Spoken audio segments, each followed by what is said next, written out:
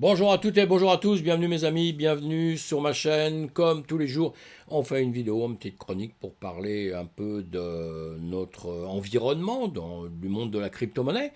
Et on va un peu plus loin, on parle du monde traditionnel aussi. Et sur cette vidéo-là, on va regarder aussi le Bitcoin et l'Ethereum très très vite sur quelques graphiques, puisqu'il n'y a pas beaucoup d'infos, et je vous en ai passé déjà pas mal avant, il n'y a pas beaucoup d'infos là dans la journée, ou peut-être des infos actuellement qui se passent et que je ne suis pas au courant, ça peut arriver. Allez, j'avance un petit peu, en tout cas, mon titre c'est Vos fonds sont volés. Et les pirates, eux, il n'y a pas de vacances, il n'y a pas de jour de congé ni quoi que ce soit, ils sont toujours là pour bosser. Et on va voir pourquoi j'ai mis ce titre-là, évidemment. Guerre en Ukraine, c'est pareil, pas de jour, pas de nuit, pas de vacances.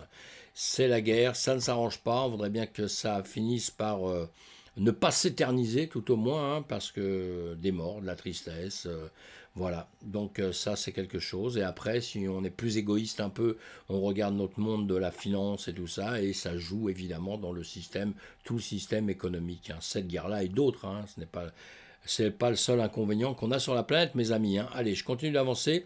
Alors, justement, les pirates informatiques drainent 8 millions de dollars d'actifs des portefeuilles BitKeep dans le dernier exploit DeFi. Voilà, voilà, un exploit, vous avez compris ce que c'est. Eux, ils en font des exploits en tout cas.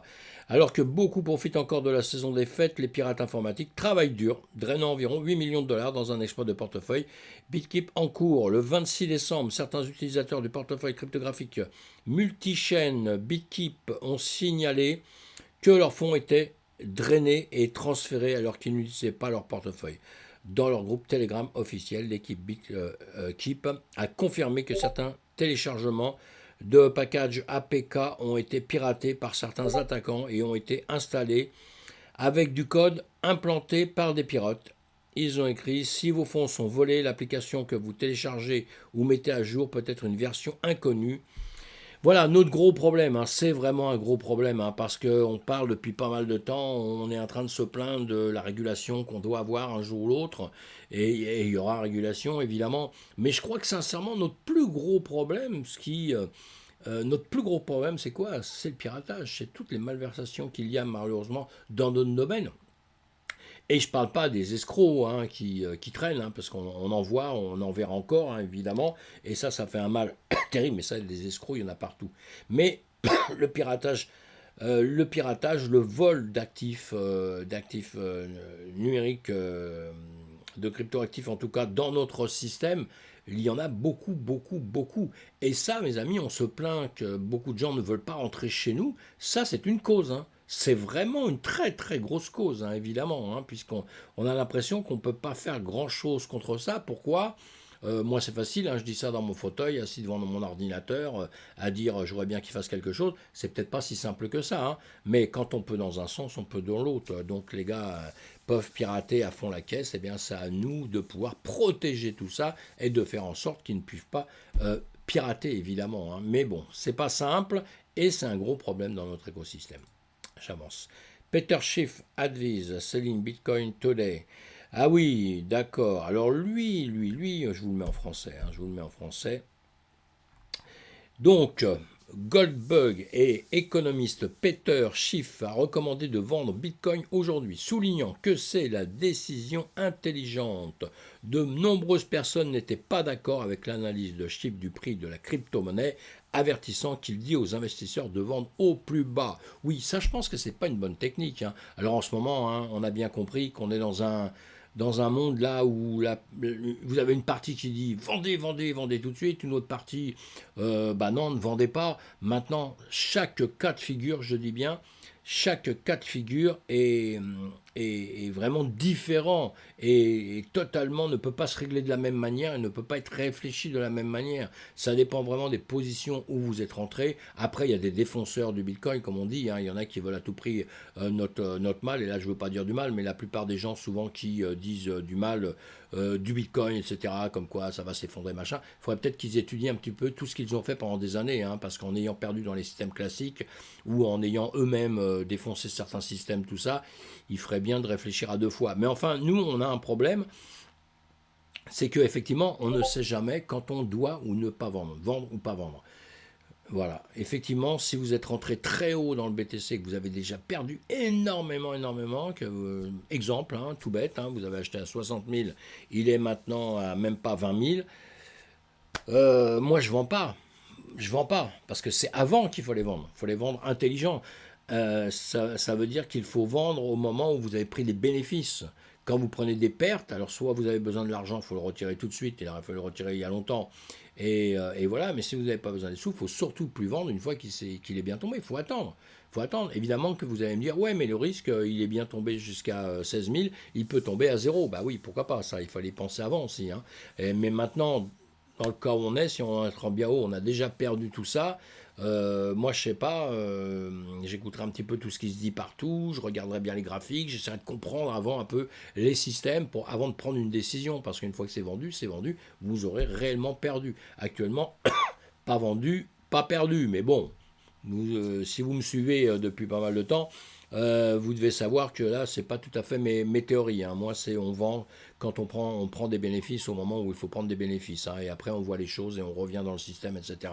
Mais on n'y croit pas les yeux fermés avec des, euh, des oreillettes, on se bouge pas et les yeux et les oreilles, on n'entend plus rien, on ne voit plus rien et on fonce, hein. Non, ça c'est comme ça, c'est une manière de perdre de l'argent. Donc en tout cas, voilà, donc je vous mets tous ces liens-là, hein, avec des gens qui sont contents, des gens qui ne sont pas contents, d'autres qu'il faut vendre, d'autres qu'il ne faut pas vendre. Le problème aujourd'hui, notre gros problème aujourd'hui, vous voyez, la crypto est un actif inexistant pour les grands investisseurs institutionnels. JP Morgan qui dit ça. Oui, effectivement, aujourd'hui, les grands investisseurs, ils ont autre chose à foutre que de venir sur la crypto-monnaie, mes amis, hein. Ça, il faut être clair là-dessus, hein, pour un peu déçu sûrement les gens qui pensaient qu'on allait tout révolutionner en quelques mois et que le monde allait se retourner, qu'on allait virer tout le système classique pour passer en DeFi. Voilà, non, c'est sûr que ça ne peut pas se faire comme ça. Ça se fera tout doucement, tout doucement, tout doucement, tout doucement. Et les institutionnels, pour l'instant, évidemment, qui fuient un peu les endroits où il y a des actifs risqués. Le seul moment où ils reviennent dans les actifs risqués, c'est quand vous êtes dans un marché bullish. Quand vous avez le marché qui va très bien, qu'il est bullish, en train de monter, là, on va prendre des risques dans les marchés euh, actifs risqués. Mais on n'y va pas quand le marché est bearish. Logique, hein. Donc évidemment que pour l'instant, eh bien voilà, hein, tout le monde attend. C'est ce qui se passe. Si ça remonte un peu, on verra les institutionnels qui reviendront dans le système et essaieront de prendre mais refaire de l'argent avec nos cryptos évidemment. Mais mais c'est pas leur principal souci, mes amis, hein. Ça c'est clair et net, hein. L'unique député payé en bitcoin retourne à l'euro, mais veut continuer son évangélisation. Oui, alors lui, on en avait déjà parlé, puis on en parlera encore, hein, de ce monsieur, hein. Parlementaire bruxellois Christophe de Beukeler. Et lui, il a passé l'année à se faire payer, hein, en BTC. Bon, je ne sais pas si c'était une bonne formule, quoique au même salaire en dollars, plus ça descendait, plus le BTC descendait, au même montant de dollars, il avait plus de BTC. Donc c'est pas spécialement. Si justement aujourd'hui c'est BTC, mais bon, quand on en a besoin pour vivre, on les dépense, hein, donc là c'est moins drôle. Mais si vous en achetez, que vous les vendez pas, même s'il rebaisse encore, le jour où il va monter, il va peut-être doubler les salaires qu'il a eu dans cette année-là. Ce qu'il ne pourrait pas faire s'il avait eu ses salaires en dollars, qu'il les avait mis dans une petite boîte, qu'il les avait bloqués là en se disant, bon, dans un an, je les ressors. Dans un an, il les ressortait, il aurait les mêmes dollars. Tandis que là, ces dollars-là, transformés en BTC, quand il va les sortir dans un an, d'ailleurs, on refera le bilan dans un an, on en reparlera dans un an et on verra. Si on a raison, si on a tort, hein, peut-être qu'il perdra encore plus. Et voilà, si on savait, on mettrait, avec des si, on mettrait Paris en bouteille. Allez, on va faire un petit tour du marché sur les graphiques, hein. Je ferai qu'une seule vidéo justement pour parler de tout ça, parce que pas beaucoup d'infos. Et voilà, pas grand-chose sur les graphiques non plus, hein. On a un marché qui est plutôt, vous le voyez, hein, on a un marché qui est plutôt rouge, hein, mitigé, mais bon, qui est plutôt rouge. Et là, donc, voilà, on va faire ceci. Et maintenant, on va regarder. On a un BTC à combien là? Ah, si ça veut bien se mettre. Voilà, on a un BTC à 16 876, on a un ETH à 1221. On voit ça dans la journée. On table au-dessus des zéros, hein, un peu plus de zéro, mais bon, ça ne veut pas dire grand-chose. Notre marché américain plutôt gris. Il va reprendre aujourd'hui. On verra bien un petit peu ce qui va se passer. On verra bien l'ambiance. Il doit y avoir quelques annonces cette semaine, hein. Les annonces, on se prend pas trop la tête avec ça. Moi, je les suis de près. Les gens qui rentrent dans la crypto, tout ça, ils s'en foutent un petit peu de toutes ces annonces. Mais si vous tradez, en revanche, il faut bien les suivre. Ça vous permet de faire des longues et de faire des shorts, hein, dans la journée, évidemment, hein.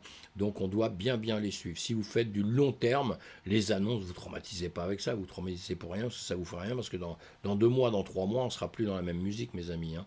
Donc, voilà, allez, on avance. On a justement BTC en haut. S&P 500 en dessous, la dernière bougie en journée, la dernière bougie, vous voyez, une petite bougie verte. Euh, on verra bien quand le marché va redémarrer. Pardon, le BTC1, petite bougie verte, mais tout ça, ça réfléchit. Donc on va regarder le BTC et le TH. Donc on va se mettre en journée dans tout ça. En journée, on voit qu'on fait le même travail, hein, sur le BTC et sur le TH. On a le même travail, on voit que les bougies, c'est pour ça que je vous ai dit qu'on va faire très court, parce qu'on voit que là, en plusieurs jours, hein, 1, 2, 3, 4, 5, 6, 7, en une semaine, on fait du plat, hein. On fait du plat d'un côté et de l'autre, hein. Alors si on regarde, on va avancer un petit peu comme ça, on va aller le voir ici, là on va le voir comme ça, on va l'agrandir là, on va regarder, vous voyez ce que je vous dis, voilà, hein. On est là, on est en train de faire un plat. On montait légèrement comme ici. Et depuis 1, 2, 3, 4, 5, 6, 7, vous voyez, on est là en train de tourner autour du pot. Là, on ne sait pas par où on va aller. On ne sait pas si on va descendre, si on va replonger ou si on va repartir. Ça va dépendre du marché américain, ce qu'il va nous décider de nous faire ces jours-ci, hein. S'il rebouge ou s'il ne rebouge pas, si on a des bonnes annonces, des mauvaises annonces, etc. etc., etc. Voilà. Donc, on va suivre tout ça de près. Et là, vous voyez, bon, pas grand-chose à dire, justement. C'est pour ça que j'ai pas grand-chose à dire, mais je vais le dire quand même. Si on regarde par rapport au travail qu'on a fait avant, hein, chaque bougie est une heure, là, hein, vous voyez, c'est pour ça que ça vous sert à quelque chose de faire ce genre de choses. Vous voyez, en 2 secondes, vous voyez, vous êtes toujours sur le même niveau, hein. Et si on prend l'intermédiaire un peu au-dessus, où on s'était mis ça au-dessus, un plus haut, un plus bas, ici qu'on avait défini ensemble, hop, il a rebougé un petit peu, c'est pas grave. Pardon, vous voyez, hein, ce qu'on trace ici, hein, d'ici on avait fait le plus haut, hop là, voilà, j'avais pris un plus haut, un plus bas, et quand on regarde un peu tout le travail qui se fait dedans, ici ça dépasse bien, ici ça revient, ici vous voyez, ça vient bien toucher dessus, hein, ça va bien toucher, donc c'est des zones qui sont importantes pour nous, puisque la preuve, on ravale, on repart, ici pareil, on fait la même chose, on revient au-dessus, et ici on fait la même chose au-dessus, vous voyez, bien contact. Donc ça vous sert à savoir mettre des zones comme ça, pour savoir où vous pouvez prendre vos trades, ou si vous ne faites rien entre-temps, si vous n'êtes pas champion du monde, vous n'allez pas, et que vous n'avez pas des grosses sommes à trader, vous n'allez pas aller trader dans des zones comme ça, parce que vous ne gagnerez pas un centime, quoi. Vous allez avoir des bénéfices qui sont que dalle, même si vous faites bien, et vous aurez des frais, tout ça. Il n'y a pas tellement d'intérêt à faire ce genre de choses quand on ne connaît pas, hein. Si vous êtes un gros trader, un bon trader, là, vous faites ce que vous voulez, il n'y a pas de problème. Mais voilà, donc, voilà ce qu'il y avait à dire là-dessus, hein, pas grand-chose, hein. Donc voilà, on reviendra demain. On reviendra demain si le marché il bouge. Sinon, on a vu aussi donc en 24 heures. J'ai fait d'autres vidéos avant vous parlant de ce qui s'est passé en semaine, tout ça. Sinon, ici, on voit un 0,23, vous voyez, en 24 heures sur le BTC. Hein, c'est neutre, quoi. On ne sait pas si on va monter, on ne sait pas si on va BTC par rapport à la semaine. Et il y a beaucoup, hein, beaucoup, quand vous regardez, beaucoup de 0 point quelque chose. Voilà, hein, il y en a pas mal, hein. Si on regarde ce qu'on performait en 24 heures, non, c'est pas ça, c'est pas ça, c'est pas ça. Je vais vous les mettre là tout de suite. Voilà. On a Altera Classique, hein, il a fait du 9%, LTC 7%, GRT pardon, 5%, hein, le graphe, et vous voyez, hein, mais on n'a rien d'extraordinaire, on n'a rien qui explose, et tous les autres ils partent dans les 1%, 2%, voilà. Donc rien d'extraordinaire, c'est pour ça qu'on reste tranquille, hein. Le Lunk, on vient de le voir, c'est celui qui a performé le plus, on le voit ici, hein, mais bon, encore une fois, rien d'extraordinaire. Il faudrait qu'il dépasse cette zone ici pour qu'il se passe un peu quelque chose, hein, mais vous savez ce que j'en pense un peu du Lunk pour l'instant. C'est l'avenir qui nous dira des choses, si elle veut nous dire des choses, et puis sinon, voilà, pas grand-chose à dire, pas grand-chose à dire là-dessus, hein. Toujours en pente, on est dans une certaine pente, hein, comme ça, hein, même si parfois on reprend un peu, faut pas oublier, hein, vous voyez qu'il y a souvent des endroits où on fait des reprises, et puis boum, on repart, hein.